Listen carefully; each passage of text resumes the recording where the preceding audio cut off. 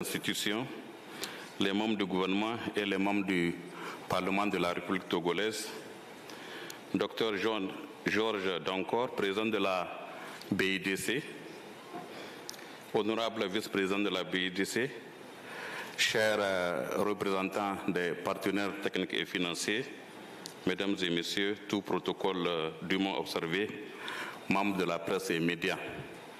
Donc, en fait, je vais lire le discours du président de la commission de la CEDEAO qui est empêché pour d'autres engagements. Donc, au nom du président de la commission de la CEDEAO, son Excellence Dr Omar Alieu Touré, nous sommes très honorés de nous adresser à cette auguste audience à l'occasion de cette première édition du Forum des investissements de la CEDEAO. Permettez-moi de commencer par rendre un hommage sincère à son Excellence Faure Essozumna Yassembe, président de la République togolaise, pour le rôle continu du Togo dans le processus de l'intégration régionale. Son Excellence a toujours fait du développement des infrastructures, de l'agriculture, de la paix, de la stabilité et de la sécurité comme catalyseur du développement économique et social. Son engagement personnel ainsi que celui de son gouvernement dans la préparation et la mise en œuvre du projet, par exemple, je donne un exemple du projet de construction d'autoroute corridor Lagos-Abidjan en est une parfaite illustration. La commission de la CEDEAO participe à cet événement avec tout le sérieux qu'il mérite, compte tenu de la plateforme qu'il offre pour mobiliser les ressources nécessaires pour la préparation et le financement des investissements de nos programmes et projets, particulièrement dans les secteurs des infrastructures et celui de l'agriculture. Donc quand je dis infrastructure, en fait, les infrastructures de transport, d'énergie, de l'eau et des télécommunications, ce qui devrait servir de base à la réalisation du développement économique et social régional que nous souhaitons et conduire à la réduction de la pauvreté, à l'amélioration du niveau de vie des citoyens de la communauté et à la base d'une paix durable dans la région.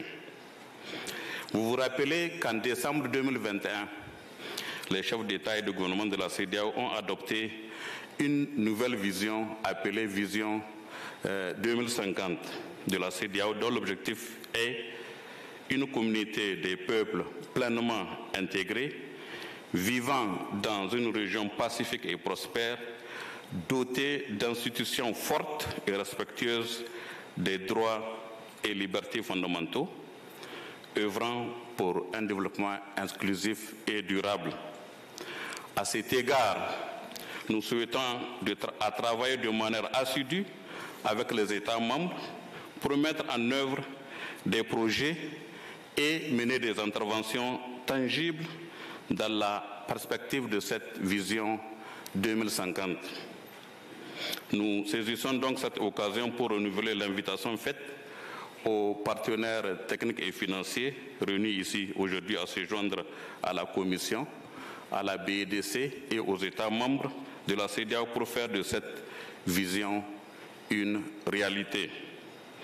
Donc, à titre d'information, la nouvelle vision est basée en fait sur 5 piliers, dont le premier est paix, sécurité et stabilité, le deuxième, gouvernance et état de droit, le troisième, intégration économique et interconnectivité, le quatrième, transformation, développement inclusif et durable, et enfin le cinquième, inclusion sociale.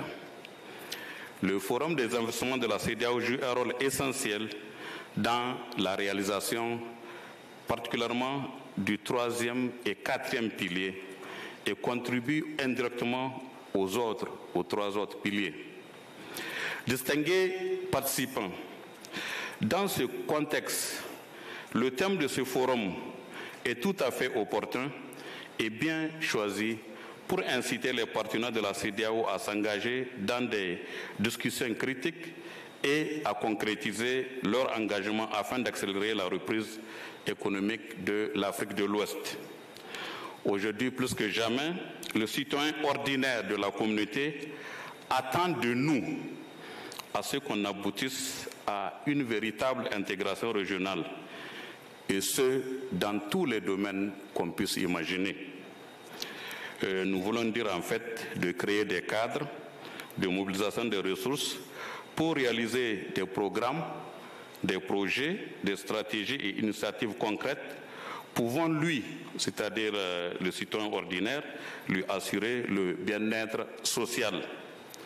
Pour notre part, il nous appartient de rendre visibles nos interventions par des actions concrètes et surtout à travers une grande campagne ou politique de communication ou de sensibilisation aussi. Donc, distingués investisseurs, mesdames et messieurs, notre banque, la BIDC, en tant qu'institution multilatérale de développement, fait des efforts énormes depuis sa création dans le financement du développement. Pour cette raison, l'ensemble du management de la CEDEAO la félicite et l'encourage à accompagner nos États membres dans la réalisation des grands programmes régionaux et nationaux.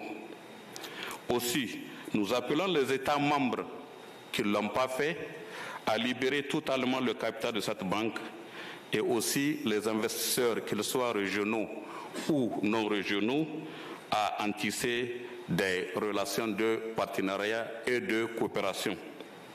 Justement, nous travaillons en étroite collaboration avec la BIDC dans certains secteurs clés comme les infrastructures et comme l'agriculture. À titre d'exemple, depuis un certain temps, nous avons, en fait, les chefs d'État et de gouvernement de la CEDEAO nous ont instruit, la CEDEAO, en fait, la maison mère et la BIDC, de créer un fonds dédié au financement des secteurs de transport et de l'énergie appelé FODET CEDEAO. Donc ce fonds, normalement, tel que conçu, serait alimenté par un système de prélèvement ou de taxation sur les divers produits exportés de la région, des produits agricoles, miniers, gazés, pétroliers, etc. Des simulations, par exemple, ont été faites en collectant toutes les données de ces produits dont je viens de citer, et des simulations démontraient, dis-je, que 450 millions de dollars américains par an peuvent être mobilisés. Et justement, quand nous avons élaboré comment ce fonds va fonctionner, et nous avons tous admis que la gestion du dit fonds sera assurée par la BIDC. Donc nous espérons que ce fonds sera créé d'ici la fin de cette année, car le processus de discussion est encore en cours. Et dans le cadre justement de ce forum, des projets régionaux phares seront présentés. En l'occurrence, par exemple, quand vous prenez dans le secteur de transport, nous avons le projet de construction d'une autoroute entre Abidjan et Lagos sur 1030 km. Et la même chose entre Dakar jusqu'à Abidjan sur près de 3500 km. Et nous avons aussi une liaison maritime entre Praia et Dakar, et avec un autre projet en lien de transport maritime appelé Sea-Link. Et dans le domaine des télécommunications, nous avons le projet de câble sous-marin Télécom Amilcar Cabral, qui concerne des pays comme le Cap-Vert, la Gambie, la Guinée-Bissau, la Guinée, la Sierra Leone et le Libéria. Et plus d'autres projets de parcs solaires en énergie, ainsi que naturellement des projets nationaux. Donc permettez-moi de conclure en me joignant à mon collègue, le président de la BIDC, pour lancer un vibrant appel à tous les investisseurs, qu'ils soient publics ou privés, présents, pour qu'ils se joignent à la réalisation de ces projets stratégiques qui transformeront durablement le paysage économique de l'Afrique de l'Ouest. Sur ce, je vous remercie de votre aimable attention. Thank you very much. Muito obrigado.